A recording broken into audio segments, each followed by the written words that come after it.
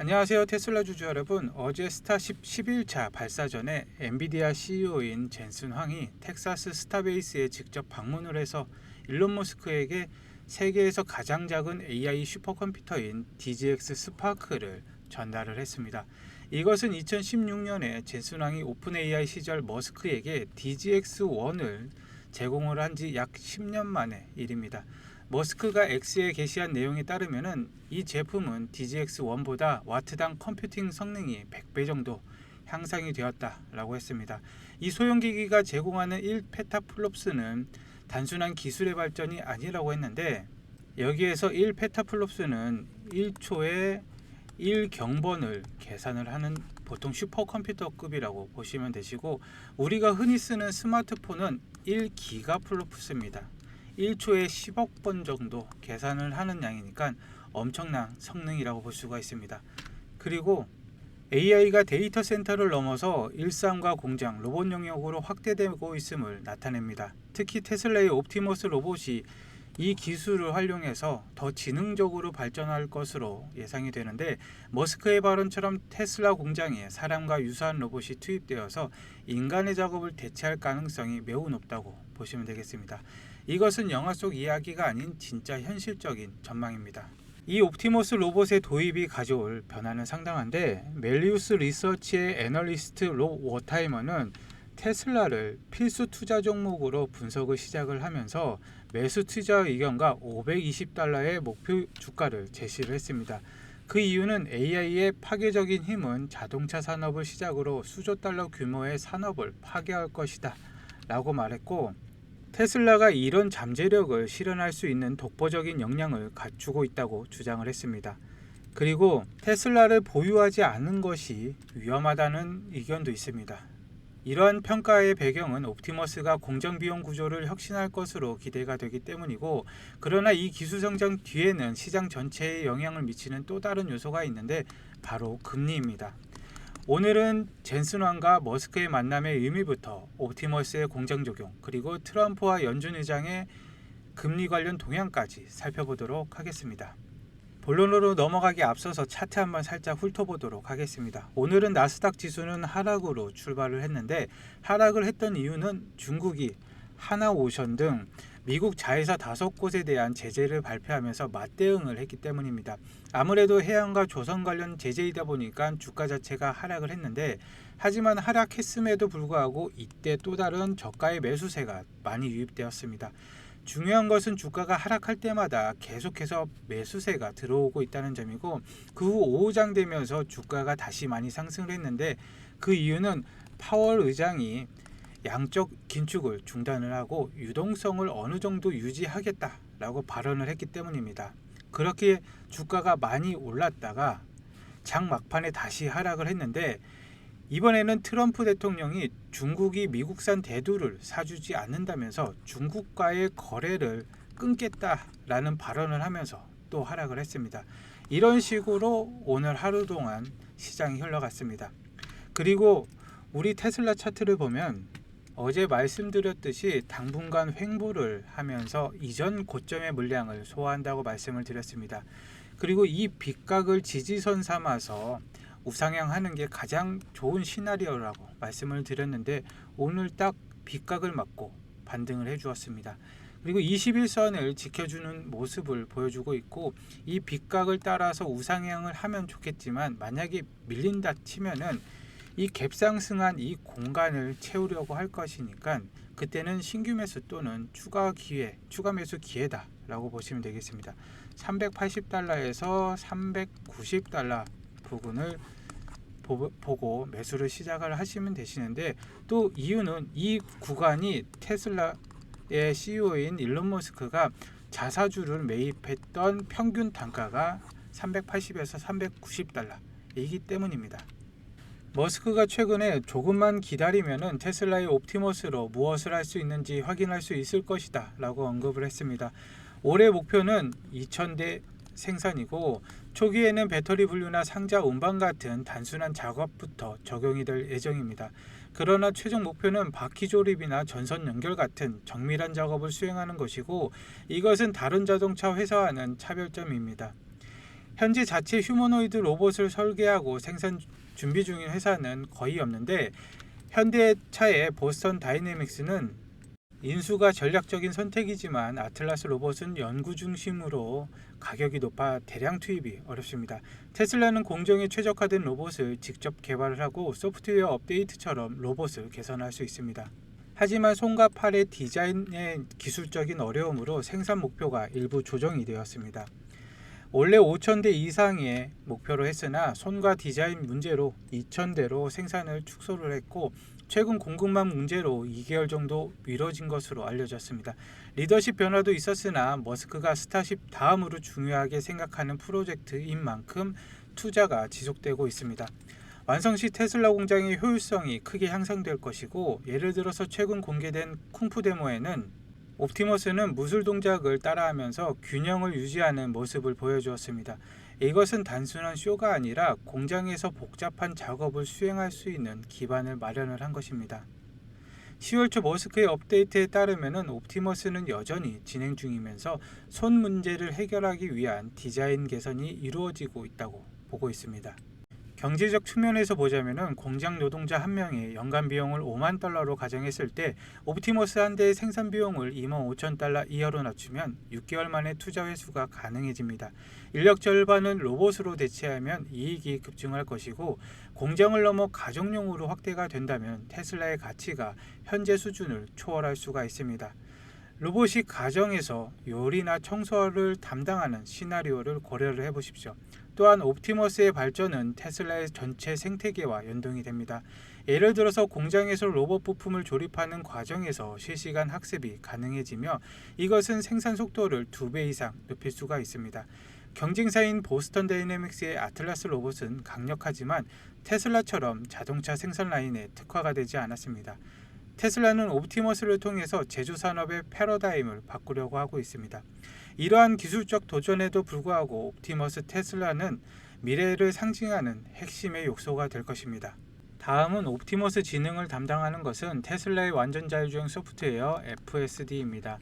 옵티머스와 자동차가 동일한 AI 시스템을 공유함으로써 전세계 테슬라 차량이 수집한 데이터가 로봇 학습에 활용이 됩니다. 이 데이터 순환 효과는 경쟁사들이 따라오기 어려운 강점인데, 최근 출시된 FSD 버전 14.1은 이러한 발전을 보여줍니다.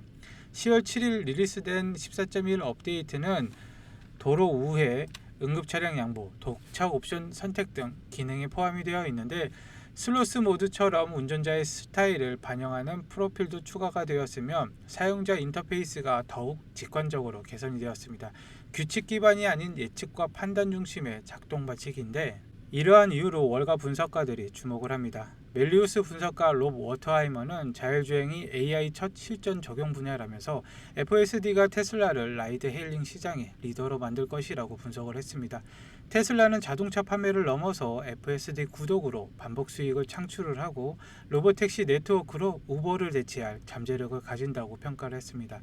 댄 아이브스가 가장 저평가된 AI 주식으로 테슬라를 평가하는 배경입니다. 차량이 자율적으로 수익을 생성하는 구조로 전환이 되고, FSD 버전 14의 첫 인상은 긍정적이라고 얘기를 했습니다. 사용자가 공유한 영상에 따르면 차선 변경과 교차로가 더욱 부드러워졌으나 일부 상황에서 여전히 주의가 필요하다고 했습니다. 또한 사이버 트럭에 대한 적용 일정이 테슬라 AI 책임자에게 의해서 10월 말로 예상이 되고 있는데, FSD는 옵티머스와 연동이 되어서 로봇의 움직임을 최적화하는 데 기여할 것입니다. 예를 들어서 FSD 실시간 데이터가 옵티머스의 균형을 유지하거나 동작 예측을 할 때 활용을 할 수가 있습니다. 이러한 통합은 테슬라의 전체 AI 생태계를 강화를 하고, 분석가의 보고서에 따르면 FSD 성공은 테슬라의 주가 상승의 주요 원동력이라고 했습니다. 최근 업데이트에서 브레이크 확인 기능이 추가가 되어서 안정성이 높아졌으며, 속도 프로필 옵션에서는 운전자의 편의성을 더한다고 했고, 이는 로보택시 서비스 기반을 마련하는 중요한 단계로 평가를 하고 있습니다.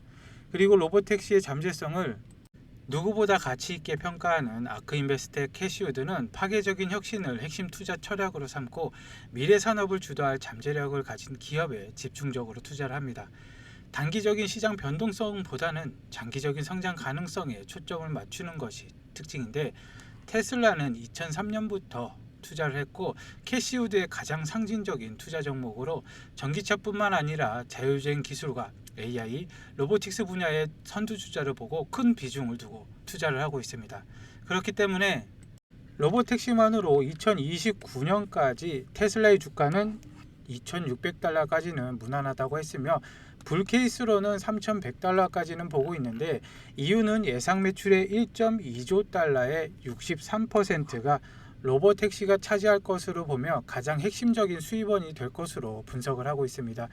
캐시우드는 테슬라를 자동차 제조사가 아닌 AI 기술을 기반으로 한 모빌리티 플랫폼 기업으로 평가를 하고 있음을 명확하게 보여주고 있는데 현재의 전기차 판매 실적보다는 미래의 로보택시 사업이 창출할 막대한 현금 흐름과 성장 가능성에 훨씬 더 높은 가치를 부여하고 있는 것입니다. 그 내용을 상세하게 정리한 보고서가 있는데 총 147페이지 분량입니다. 여기에는 로보택시를 포함해서 메가팩, 옵티머스, 스페이스X 그리고 비트코인까지 모두 포함된 자료에 있는데 이 보고서에 있는 종목들은 모두 아크인베스트의 포트폴리오에 있는 종목들입니다. 테슬라의 기술력은 어떤지 주가의 방향성은 어떻게 될지 등 투자의 길잡이가 되어줄 내용들이 가득 차 있는데요.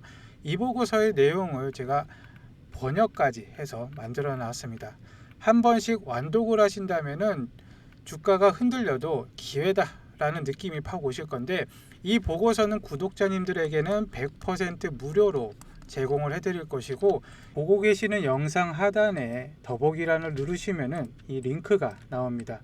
이 링크를 클릭하시면 구글 폼이 나오게 되는데 여기에 체크를 하시고 전화번호를 남겨주시면은 한 분도 빠짐없이 보내드릴 것이고 모바일도 마찬가지입니다. 똑같이 더보기란을 누르신 뒤에 남겨주시면은 빠르게 취합해서 한 분 한 분 발송해 드리도록 하겠습니다. 그리고 테슬라는 장기 종목으로 두시고 다른 단기 종목들이 필요하시다면은 지금 딱 기회인 종목들이 있는데 미국과 중국이 화해를 하면서 주가가 2배 이상씩 급등을 하는 섹터들이 있는데 대표적으로 히토류 대체 소재 기업들입니다. 중국이 히토류 수출 통제 카드를 꺼낸 만큼 미국 내 히토류 강산 개발 기업이나 대체 소재 기술을 보유한 소형주 소재들이 급등을 하고 있습니다. 그리고 자동차와 이제 배터리 소재 그리고 반도체 장비 및 소재 기업들이 있는데 2019년 트럼프의 중국 제재 처리 당시 이 섹터들은 단기간 동안 70%의 상승률을 보여줬습니다. 그렇기 때문에 이런 종목들이 필요하신 분들은 이 두 번째 칸까지 체크를 하셔서 전화번호와 함께 제출하기를 눌러주시면은 보고서와 함께 발송을 해드리도록 하겠습니다.